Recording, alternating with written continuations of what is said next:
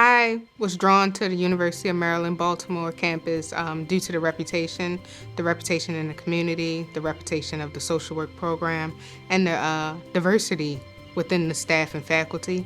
I felt that I would be challenged and I could acquire the skills needed to serve the community in the way that I felt I needed to serve or I was called to serve.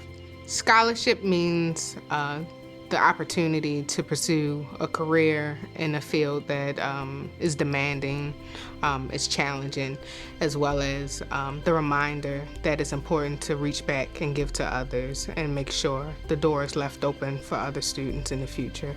So having this support and the support of the foundation has been life-changing and monumental. So far, I've been able to flush out my ideas in social entrepreneurship, policy, program design, community organizing. I'm thankful for the support. I'm thankful for the donors. I'm thankful for my experience. It has produced a lot of optimism for me.